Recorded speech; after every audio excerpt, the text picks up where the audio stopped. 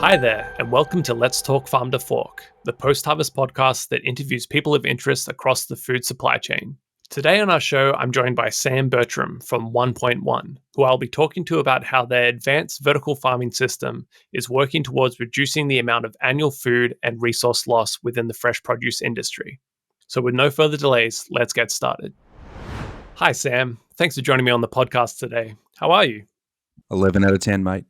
Oh, 11 out of 10. That's a high number.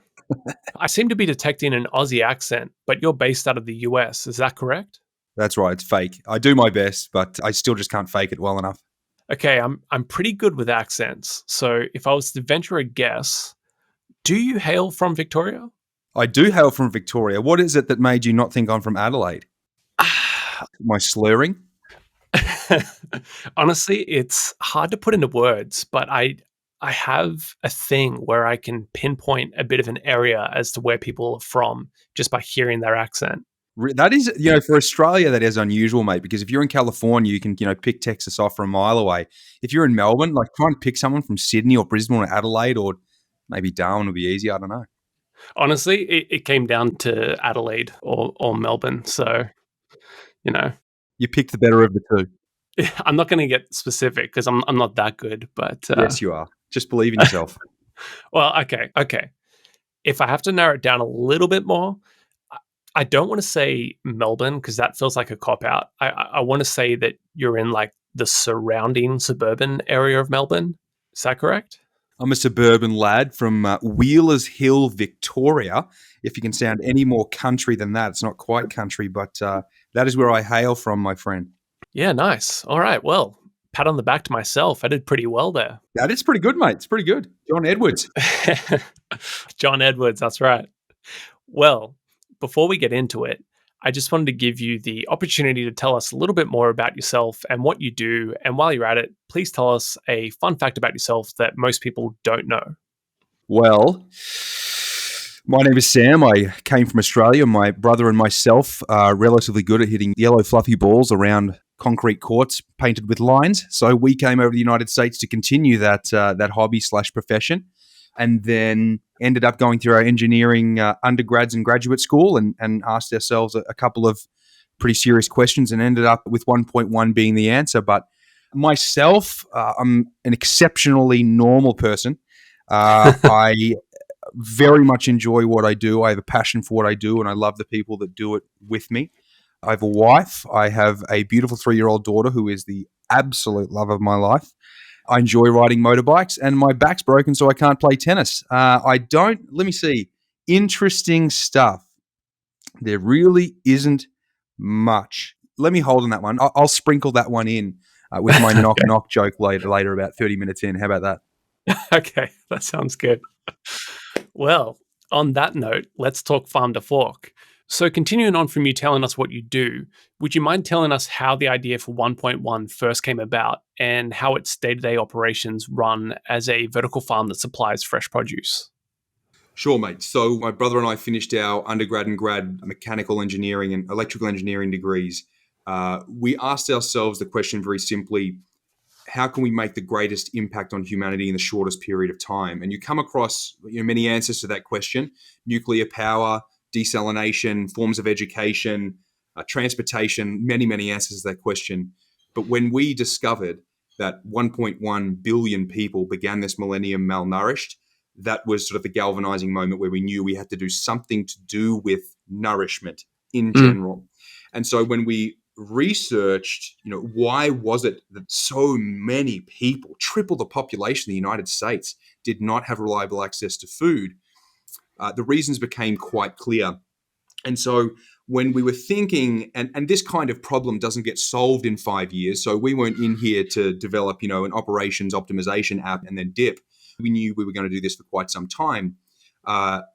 We discovered that vertical farming has a massive opportunity to assist with the solution of that problem. And the number 2 risk factor determinant for mortality, which is poor access to medicine.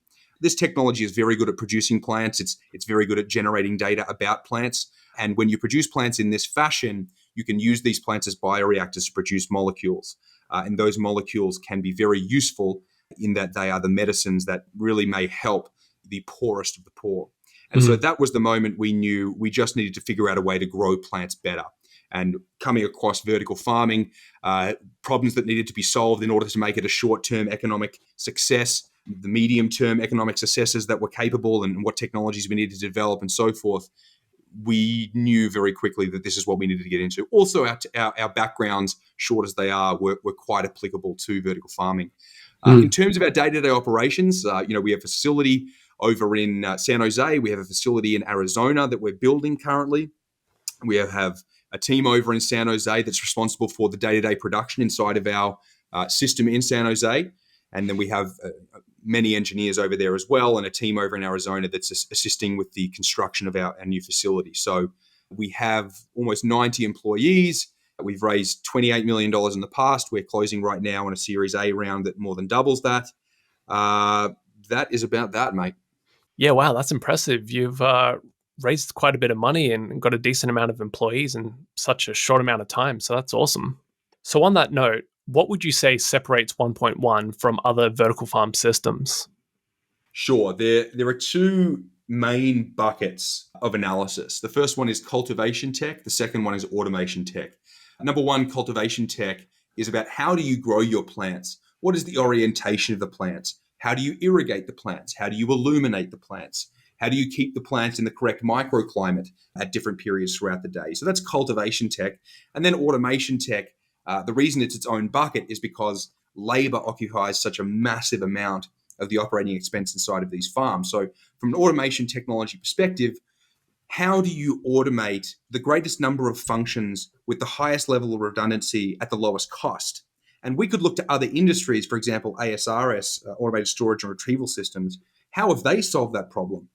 Essentially, we took the ideas from the ASRS industry and applied them to vertical farming to automate the greatest number of functions within the farm. For example, seeding, plant movement, light movement, plant inspection, packaging, harvesting, facility cleaning, so forth.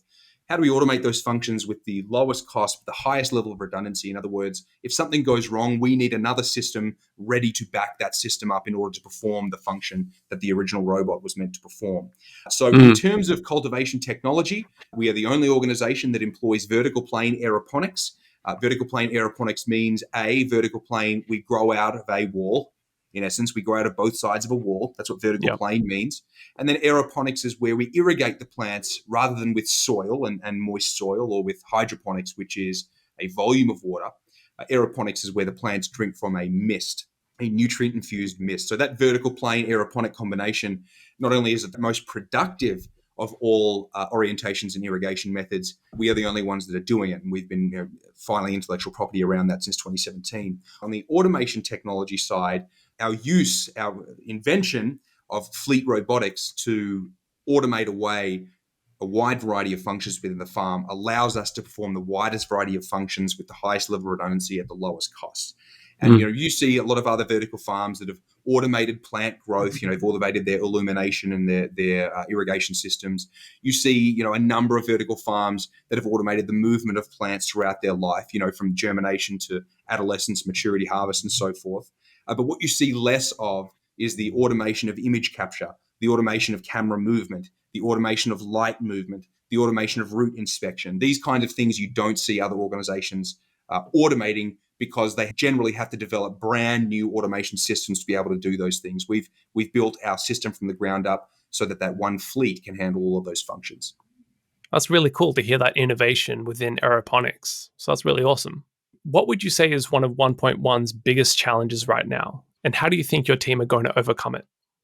Well, I think because this technology is so complicated, you're not only taking something that is a complicated mechanical, electrical, and software-driven machine, you're also bringing in plant pathology, plant physiology, growers, insects, pest and disease managers, and so forth. It's an extremely multidisciplinary endeavor.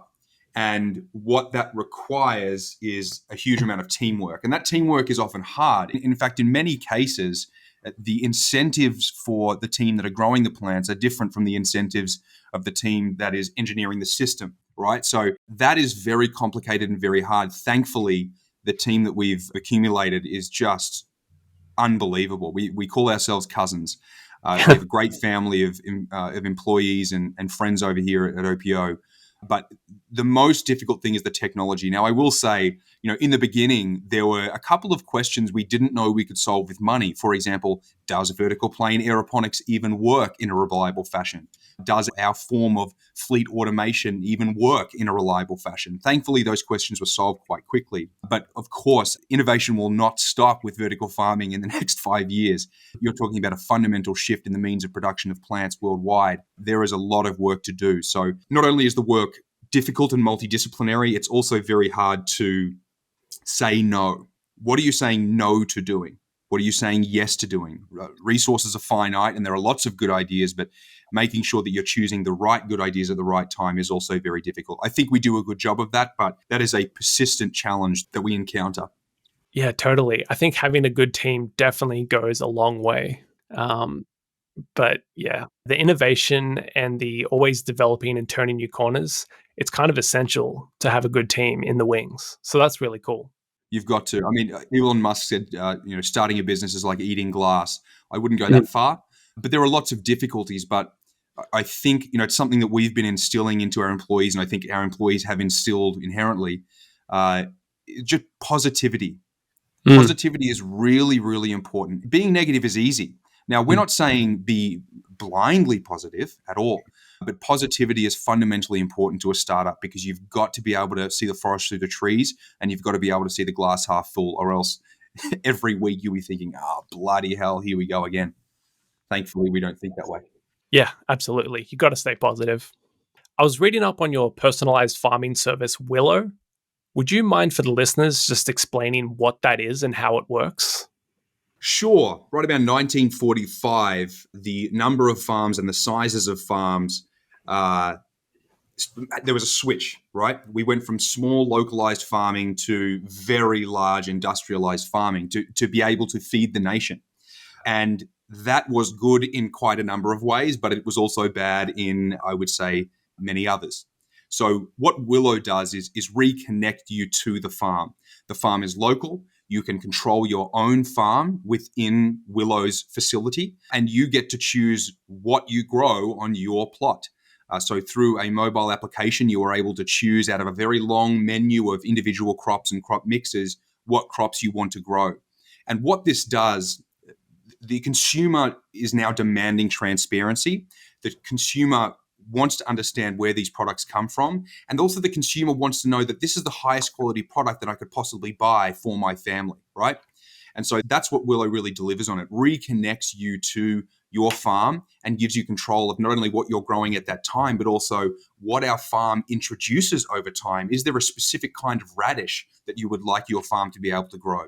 If so, Mm. request it, and we'll throw that through our crop R&D and bring that product to you. So that control is a significant part of Willow, but at the same time, the very wide breadth of crops that we can bring, it allows us to bring more crops, both crop categories and more varietals within categories, to the fore and to that menu faster. A lot of other vertical farms have to sort of hold themselves to the leafy greens and only the leafy greens because a lot of Mm. the other economics don't work. Because this is direct-to-consumer service, it allows us to grow a wider variety of crops and crop categories than just leafy greens. That's awesome. Exactly what you're saying. I feel like a lot of other companies that I've kind of brushed shoulders with, it's very much been leafy greens, which is great. And it's something that we really need to be pushing into. But to be able to expand that scope is really exciting stuff. So that's great. I agree. And more to that, if I may.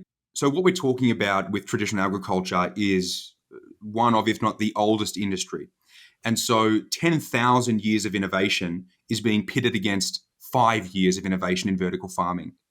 And it's good that these pressures are on vertical farming, it drives innovation. But the whole industry expects 5 years of R&D to be able to match and exceed the capabilities of a 10,000-year-old industry. In some ways we can, and in some ways it's difficult. But, leafy greens are a fantastic entry point for vertical farms, but by absolutely no means is leafy greens the sort of final frontier or final capability of vertical farms. It is just the beginning. That's the little pond before the ocean. Yeah, absolutely. I've never really considered the timelines of traditional farming, which has been around since civilization, compared to the last few years of vertical farming, and trying to kind of compare the two. So that's an interesting take that I've never really considered. That kind of leads me to ask, what's the biggest surprise you've found with working within a more innovative frontline of the food supply chain? I think there's a lot of resistance in any industry that is facing disruption or facing innovation. But the nature of the agricultural industry is different than a lot of other industries. For example, a farmer really has 40 attempts in their life to grow a fantastic crop. And that farmer doesn't want to sacrifice his or her yields for a new startup that's coming in from the side and saying, I can solve the world's problems. Yeah. There was a resistance to innovation there that really turned John and myself away from the traditional farm and even in some cases the greenhouse farm, because we just couldn't see a way that we could innovate fast enough when you are beholden to the environment that you are growing in. But there are challenges everywhere. Summing up all of my challenges, it's nothing compared to the challenges of many. But there are a couple of interesting resistance points in this industry. One thing that I am not a fan of is this absolute cost-driven model. I understand why it's there. I understand that it is successful, and it is, I suppose, the incumbent structure or framework within which we must operate. So I understand all of those things, but you don't go to the Mercedes dealership and ask the dealer, hey, which car weighs the most? I want to Mm, buy the car that weighs the most. What a yeah. ridiculous. I understand why again, but now when you think about it, what a ridiculous way to measure your food. Food is about Mm, nourishment. Food is the basis of human health. So when I go to the store and I buy a pound of spinach, I have no idea, how nutritious that product is, yeah. especially with its deterioration path through the supply chain. So it's funny ways of describing and prescribing value to how human beings purchase their food. That's also been very fascinating to me, and I think that is going to change. Yeah, it's kind of funny when you say it out loud, but valuing a product due to its weight seems so backwards. It is, but it is. It makes sense as to why, because it is a reliable metric that everyone Sure. understands that they can buy against, of course. But it doesn't allow the consumer to discern between a very high quality product and a low quality product. It's just like organic. I mean, organic is this stamp that has just been butchered, absolutely Mm. butchered. It was a meteoric rise of organic, but now people are really starting to be skeptical when they find out organic does not mean pesticide free. But yeah, I agree with you, mate. It does not make sense to analyze the value of a product based upon its weight when its real value is its nourishment. And I think that with data transparency, that is really going to turn around. It's kind of wild that such a large industry that's been around since the dawn of time has been so reliant on basically sensory testing. And it's like, I mean, for us at Post Harvest, we're trying to have a highly sensitive sensor system that can detect a bunch of different factors. Yeah. But for a lot of industry people to be going off just purely looking at fruit and vegetable products and reducing them to just smell and touch, it just seems so backwards to me. There's so many nuanced factors that are slipping through the cracks, nutritional contents, the respiratory rates, all those types of things. It just kind of blows my mind that such a large industry is content to lose 45% of all fruits and vegetables across the year, just relying on old Joe Blow to kind of give you the thumbs up on whether or not that watermelon is sellable. Exactly right. And the way what that forces is a form of innovation that focuses squarely on cost. So what Mm, that doesn't allow people to do, en masse, is to innovate based upon quality or cultivar. What you see is mass production, the strip mining of the earth, resulting in 75% of US topsoil gone, right? And the innovations aren't necessarily focused on improving the quality of the product. It's about getting costs down. And that's the way that a lot of investors, that's the way the supply chain looks at us is, what supply chain problems are you solving? How are you going to drop my cost? And that's okay. We're going to fit into that system for a period of time. But when we come out with a product that is far greater quality, double to quadruple the shelf life, zero pesticides, heavy metals, tens to hundreds of percent more greater nutritional value across the board, and we can do that at the same price or lower, that's when you see transformation. That's when you see disruption. Yeah, absolutely.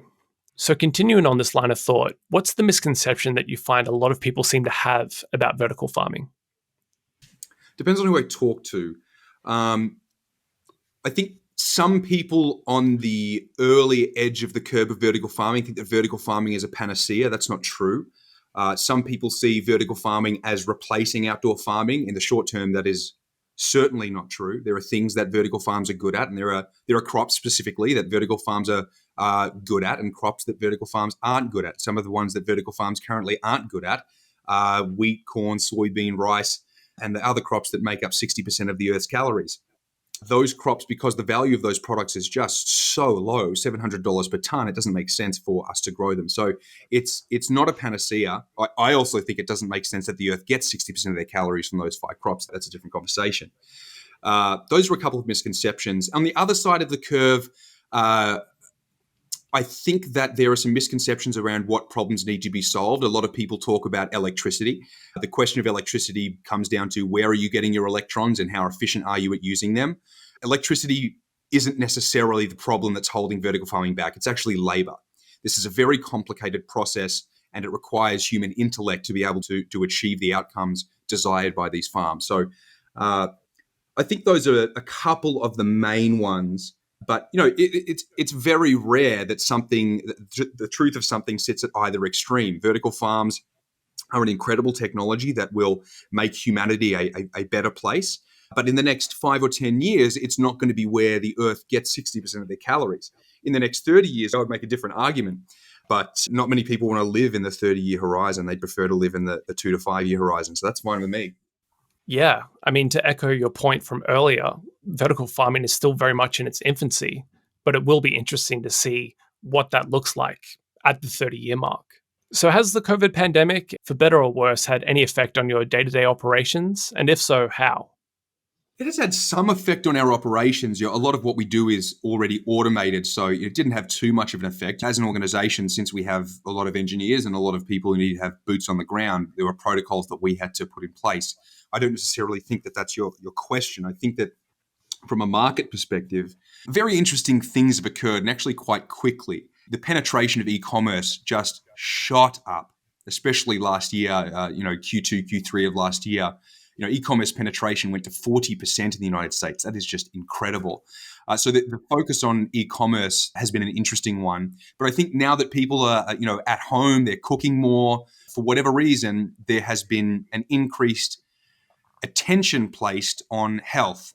And that's not just a hope. I think that's backed up by the data. So in general, I think that the market trends driven by COVID have improved the outlook of vertical farms, and I can get into more detail if you like. Obviously, terrible as COVID is, I think there have been some positive outcomes, and one of them, I hope, being that when you reduce the number of comorbidities you have, you reduce the likelihood of your mortality due to COVID-19. And if you eat well and you maintain a healthy diet and healthy activity, you dramatically reduce your likelihood of becoming sick and dying from COVID-19. Yeah, we've actually had a few guests come on to talk about avoiding processed foods and eating the right kinds of foods for medicinal purposes. So it's funny to see this kind of thread kind of reoccurring throughout the interviews. So when it comes to food loss and sustainability, what's the biggest area related to your role you're curious about and why? Or to put it in another way, what are some of the things you're researching the most right now? Food loss. Food loss is a result of the supply chain. The consumer really doesn't have much idea about the fact that 40% of food that's produced in the United States goes to the dump. It doesn't affect the consumer. The consumer isn't necessarily paying that much of a premium for it. So it's just it's a bug in the system. But it doesn't materially affect the consumer. It doesn't necessarily materially affect the farmer. There is portions of the supply chain care. We wish we could get more product out, but supply demand, that might drop the price of the product. So it's like with vertical farming. I'll give you an example. We use 99% less water. That sounds great, but how many consumers are willing to put real dollars down, vote with their wallet, and say, I will pay more money for a form of agriculture that uses far less water? The answer is very few. So we need to be focused on the value propositions that consumers will pay for. quality is a very good example. Shelf life is a very good example. So food loss, vertical farms will do wonders for food loss. When you can locate the facilities 20 miles away as opposed to 2,000, and you can, with e-commerce, you can send more precise amounts to the consumer so that shrinkage within the fridge decreases, I think will do wonders for food loss.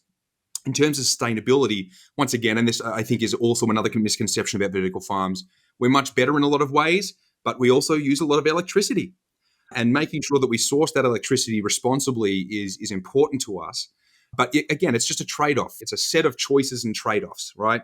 And with all of the phenomenal value propositions that vertical farming provides on the use of water, use of zero use of pesticides, resource use in general, having to use extra electricity is a short-term pain, but it is something that is going to be solved over time. So from a sustainability perspective, I think it's quite obvious that it is more sustainable than the way that we currently farm.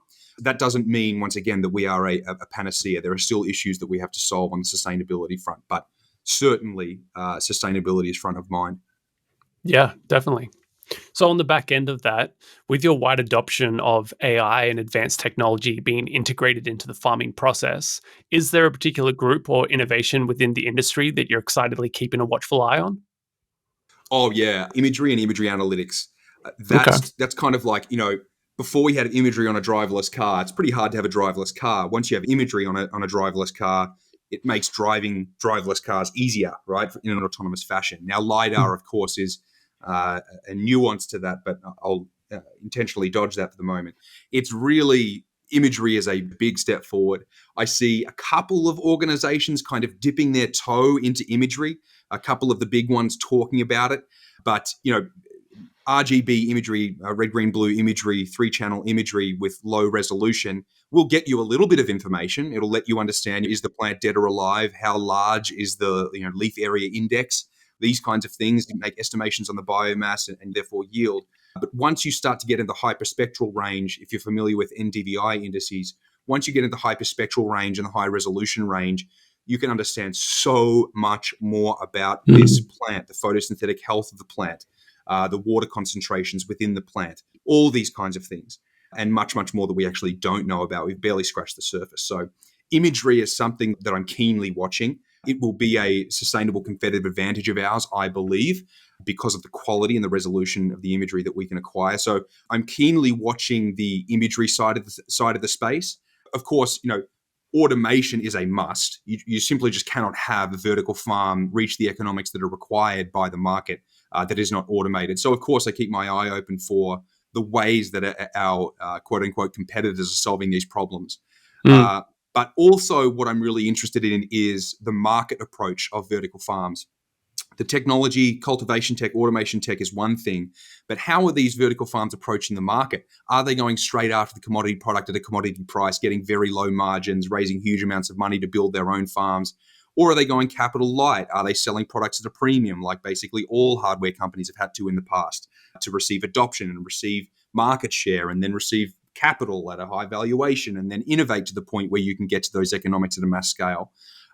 So without ranting too much longer, that's what I keep my eye out for.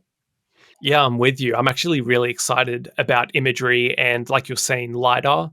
It's crazy, just some of the companies I've been talking to and just some of the leaps and bounds it's made in such a short window of time as well. It's insane. So that's really cool. I mean, think about it, mate. The germination rate of these seeds is really, really important. Taking a manual germination rate, it just takes so long, and the data entry is either first or second step away from that.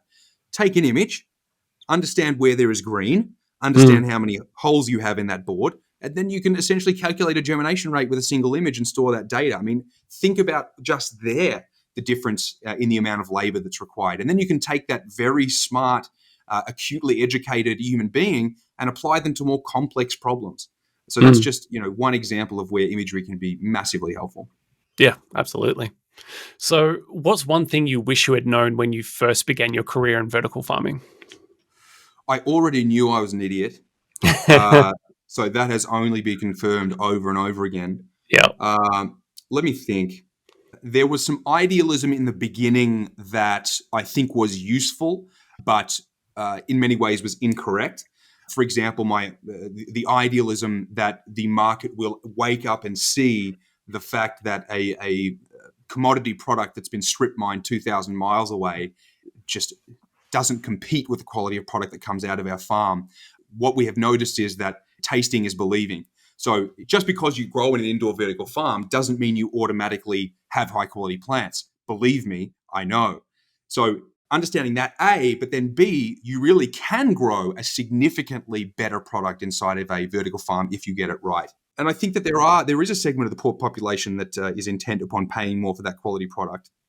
So that was one of the main ones. I think in general, this was my first job. We started the company when I was 23 or 24. There's a lot of idealism and naivety, I suppose, associated with starting a company at that age. But as I said before, I think there are some uses to that naivety, especially in the beginning. Yeah.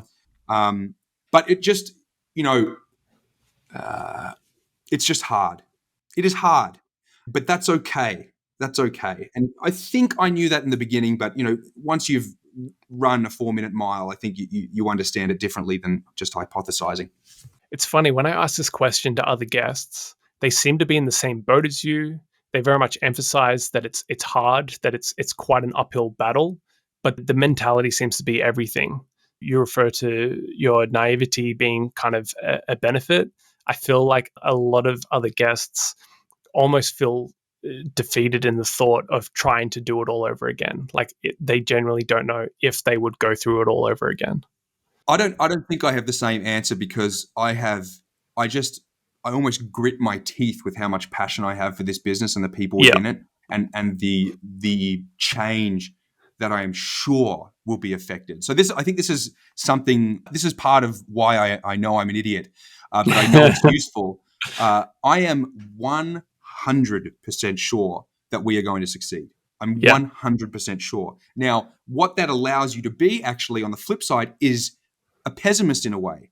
I am pessimistic because I know that the world and life are just going to be constantly throwing speed bumps at me. But because I understand those two things, it doesn't matter the nature of the problem that comes across our plate. It's just a speed bump. It's the same thing in the end. And so if we can approach the problems with that mindset, I think we can overcome them much faster and with better solutions. So I have no idea where that came from or whether that came from one of your questions, but I think it's important to state. No, that's fantastic. And I will be keenly watching from the sidelines because I 100% agree. I think you guys are destined for greatness. So that's really cool. Well, unfortunately, Sam, we are coming to a close. But before we do, I just wanted to ask you, what is the number one takeaway you really want the listeners to absorb from this episode? You will see vertical farms increasingly take over portions of agriculture. It's much like the electric car. And you will see, and I believe the timing is right, and you will see adoption increase dramatically. The size of the market is so massive that it warrants large investments and big bets. So that's what I think we've seen. So keep your eye out. You will see vertical farming popping up more and more over time. That wasn't necessarily, if I can give you two more, I will. The first one is the number one route to good health is eating good food, period. Yeah. Full stop. Sorry, full stop. I became a citizen 5 weeks ago, so I've got to speak American now. Yeah. And the final one is that I often say when I'm talking to students is the only person who stands in your way is you. If you want to do anything that is within the bounds of physics and even slightly beyond it sometimes, the only person that stands in your way is you. So in other words, do what you love and do it hard and become the best at it, and nothing will stop you. There are only speed bumps. Only speed bumps. I like that. Very inspirational. Thank you, mate. Well, that's all for today's episode of Let's Talk Farm to Fork. Thanks for listening, and thank you, Sam, for joining me today. 'Tis my pleasure, sir. If you'd like to know more about Sam and OnePointOne, check out the link in the description of this episode. Make sure to subscribe to the podcast so that you never miss an episode, and don't forget to leave a review and share with your friends. Until next time, you've been listening to Let's Talk Farm to Fork, a post-harvest podcast.